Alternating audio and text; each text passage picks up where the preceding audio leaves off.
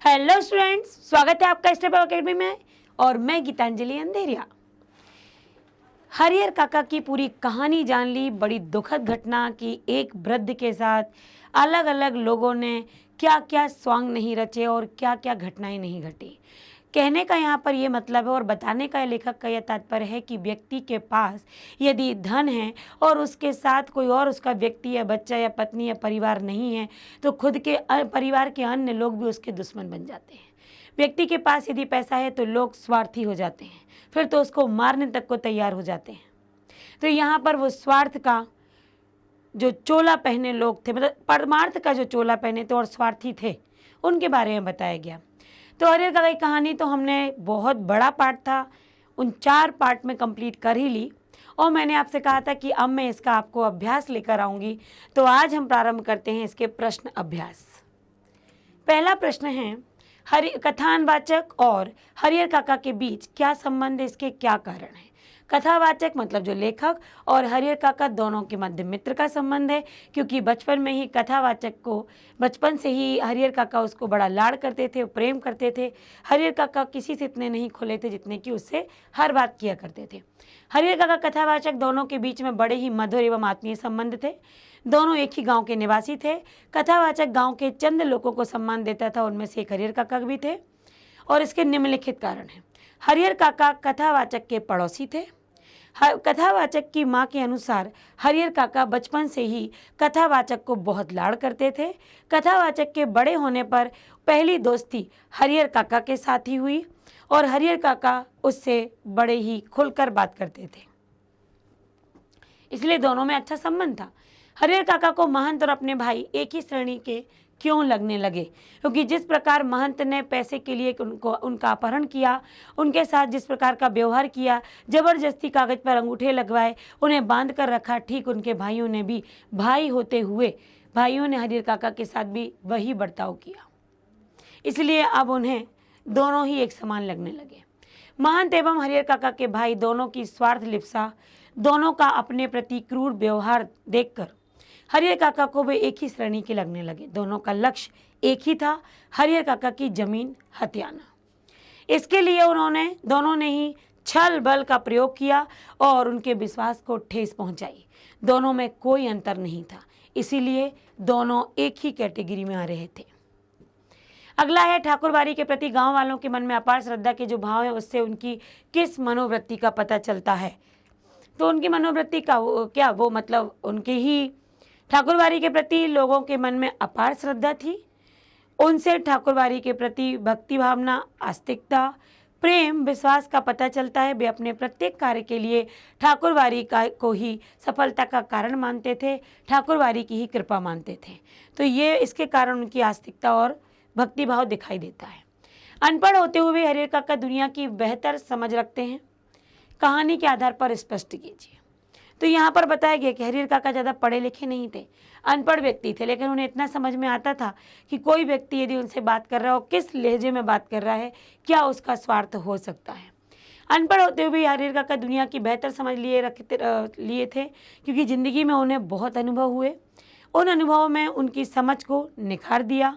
परिवार वाले और मठाधीश दोनों ही उनके लिए अब काल विकराल बन जाते थे। तो उम्र के साथ साथ हरिहर काका के अनुभव ने उनमें निखार लाया और इसके बावजूद हरिहर काका ने जीते जी अपनी ज़मीन किसी के नाम नहीं लिखी, क्योंकि अपनी ज़मीन इनके नाम करके वे अपना जीवन रमेशर की विधवा के जैसा नरक में नहीं झोंकना चाहते थे, ना ही जीते जी कुत्ते की मौत मरना चाहते थे।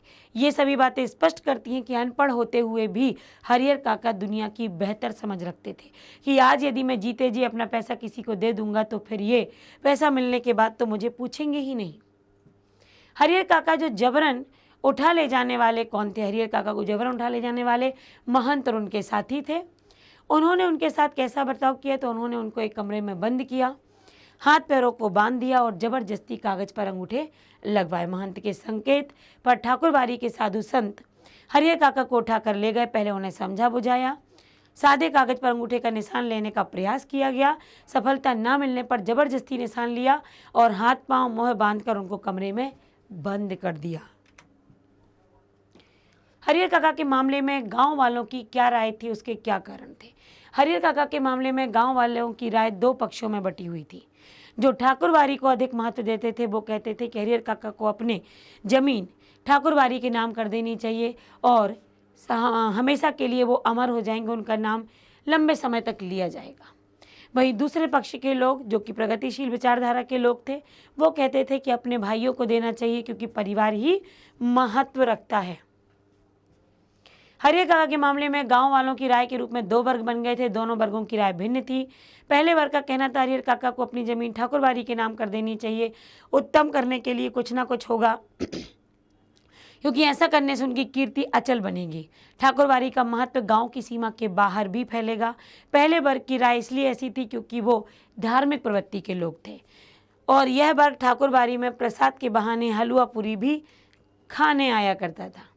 दूसरे वर्ग की राय यह थी कि भाइयों के परिवार भी तो अपने ही होते हैं, इसलिए काका को भाइयों के लिए जमीन दे देनी चाहिए, अन्यथा वे लोग उनके साथ अन्याय करेंगे। दूसरे वर्ग की राय प्रगतिशील विचारों के कारण ऐसी थी जो परिवार को महत्व देते थे। कहानी के आधार पर स्पष्ट कीजिए लेखक ने क्यों कहा कि अज्ञान की स्थिति में मनुष्य मृत्यु से डरते हैं। ज्ञान होने के बाद तो आदमी आवश्यकता पड़ने पर मृत्यु को वर्ण करने के लिए तैयार हो जाता है। यदि हम शास्त्रों की अध्यात्म की बात करें तो जब व्यक्ति को मालूम हो जाता है कि ये जीवन नश्वर है, यहाँ कोई अपना नहीं है, बल्कि ये देह तक अपनी नहीं है, इसे भी एक दिन जल जाना है, गल जाना है, तो इसलिए आत्मा का ही भला किया जाए। तो उस समय जब ज्ञान प्राप्त होता है, यदि मृत्यु भी आ जाए तो मैं ईश्वर में विलीन होना चाहूँगा, तो अध्यात्म ये कहता है। आसक्ति या नश्वर संसार के सुख की इच्छा के कारण मनुष्य मृत्यु से डरते हैं। उन्हें जब यह ज्ञान हो जाता है कि मृत्यु तो निश्चित है, सत्य है, क्योंकि इस धरती पर जो जन्म लेता है उसकी मृत्यु निश्चित है। जब यह शरीर जीर्ण शीर्ण हो जाता है तो मृत्यु के माध्यम से प्रभु हमें नया शरीर, नया जीवन देते हैं। तब वे मृत्यु से घबराते नहीं हैं, डरते नहीं हैं, बल्कि मृत्यु आने पर उसका स्वागत करते हैं और उसका वरण करते हैं।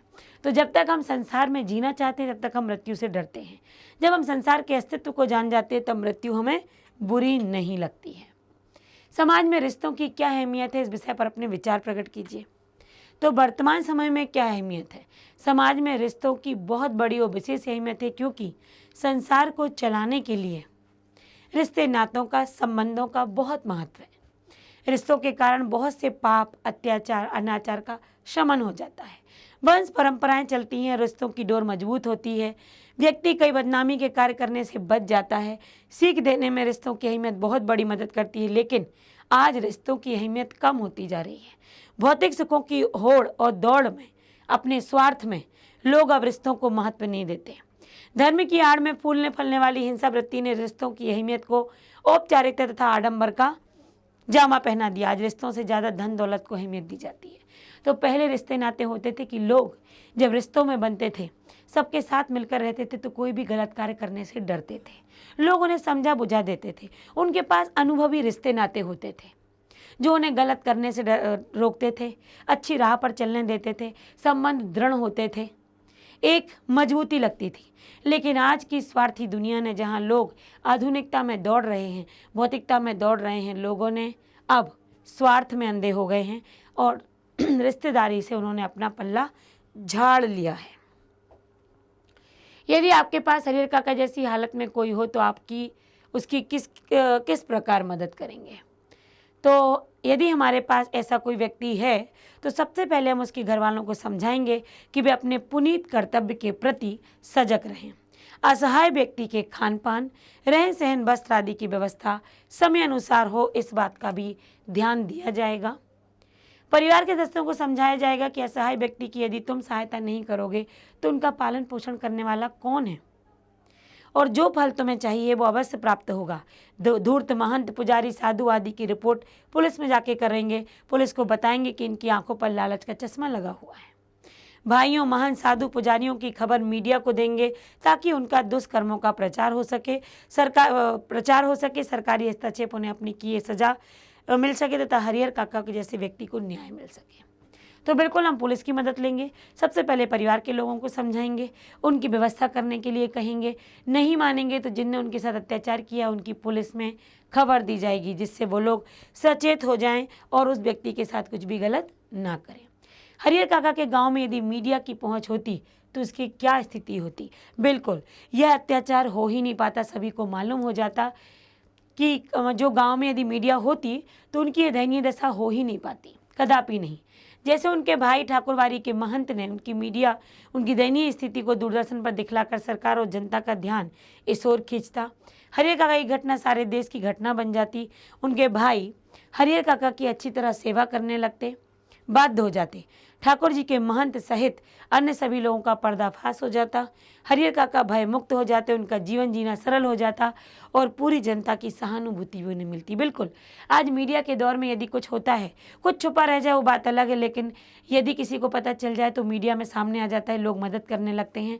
जो बुरे लोग होते हैं या जिनकी कोई चालबाजी होती है वो लोग सामने आ जाते हैं और निर्दोष लोगों को न्याय भी मिलता है। तो यहाँ पर हरियर काका का अभ्यास भी समाप्त हुआ। प्रश्न अभ्यास कर लिए, पाठ पढ़ लिया और ये पाठ यदि आपकी परीक्षा में तो पाठ आना ही है और यदि बहुत जल्द आना है तो आप यहाँ से स्टेप अप से इसकी संपूर्ण तैयारी कीजिए। पाठ को पढ़िए बहुत अच्छे से, पाठ के अभ्यासों को, क्योंकि पाठ समझेंगे तो अभ्यास बन जाएंगे। तो यहाँ से आपकी होगी परीक्षा के लिए पूरी तैयारी, ज़बरदस्त तैयारी। तो बने रहेगा हमारे साथ, क्योंकि अगर ये पाठ किया है तो अगला पाठ भी बहुत जल्द आएगा और हम मिलकर करेंगे तैयारी आपकी परीक्षा की। तो बने रहेगा, जुड़े रहिएगा और देखते रहिएगा स्टेप अप एकेडमी को। Thank you so much.